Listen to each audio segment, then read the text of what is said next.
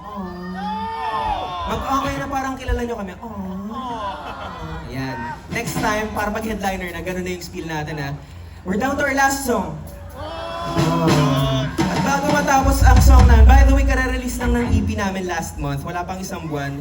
Ang title niya, Ang Kwento na Walang Nangyari.